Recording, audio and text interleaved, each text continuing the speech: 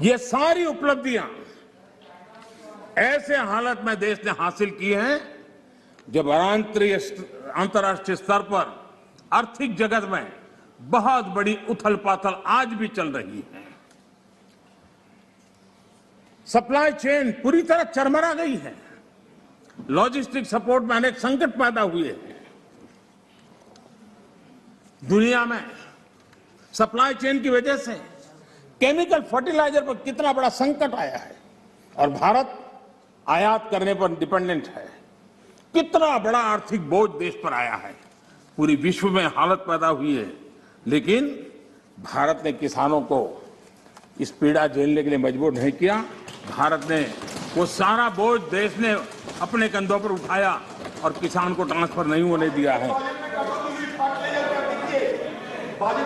भारत ने फर्टिलाइजर की सप्लाई को भी निरंतर जारी रखा है।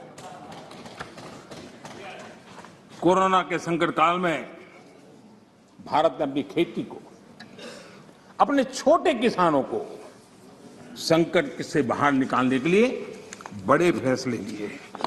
मैं कभी कभी सोचता हूं, जो लोग जड़ों से कटे हुए लोग हैं, 2-2, 4-4 पीढ़ी से महलों में बैठने की आदत हो गई है, वो देश के छोटे किसानों की क्या समस्या है वो समझ ही नहीं पाए। उनके अगल बगल में जिन किसानों की उनकी पहुंच थी, उससे आगे देख नहीं पाए हैं। और मैं कभी ऐसे लोगों को पूछना चाहता हूं कि छोटे किसानों के प्रति आपकी इतनी नफरत क्यों है? क्या आप छोटे किसानों के कल्याण के लिए आप रोड़े अटकाते रहते हो? छोटे किसानों को इस संकट में डालते हो। माननीय अध्यक्ष जी, अगर गरीबी से मुक्ति चाहिए तो हमें हमारे छोटे किसानों को मजबूत बनाना होगा।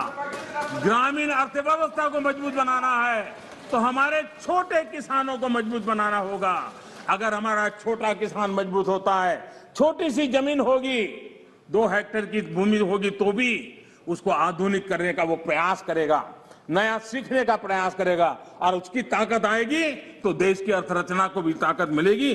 और इसलिए आधुनिकता के लिए छोटे किसानों की तरफ ध्यान देने का हमारा प्रयास है।